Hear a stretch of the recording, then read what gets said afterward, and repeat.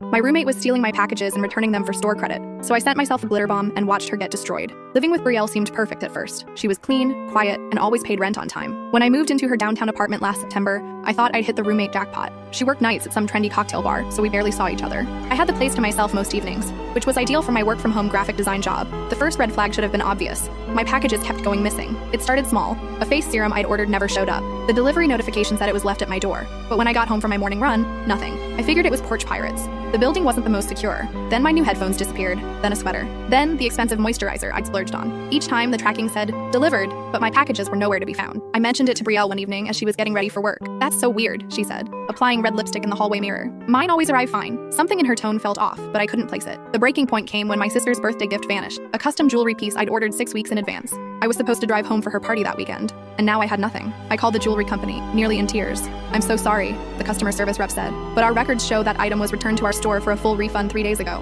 My blood went cold. Returned? I never returned anything. She paused. The receipt shows it was returned in person at our downtown location, for store credit. That night, I waited for Brielle to leave for work, then searched her room. In her closet, behind a stack of shoeboxes, I found them. Store credit cards. Dozens of them. Target, Amazon returns, Ulta, the jewelry company, all with my name on the original receipts. She'd been intercepting my packages, returning them, and keeping the credit. I could have confronted her, could have moved out. But after 3 months of thinking I was going crazy, imagining missing packages that never existed, I wanted justice. I researched for hours and found exactly what I needed. A glitter bomb designed to look like a normal package. The kind used to prank package thieves. It would explode when opened, covering everything in ultra-fine, impossible-to-clean glitter, plus release a smell that could only be described as rotting fish mixed with skunk. I had it shipped to myself with express delivery. The next morning, I hid in my car across the street with a perfect view of our front door. At 10:47 a.m., the delivery truck arrived. I watched the driver leave my package on the doorstep. 15 minutes later, Brielle emerged in her robe, glanced around, and grabbed it. My heart raced. Through our thin walls, I heard her bedroom door close. Then, 2 minutes later, the most beautiful sound I'd ever heard. Her blood-curdling scream. I waited 5 minutes before casually walking back upstairs. The hallway reeked.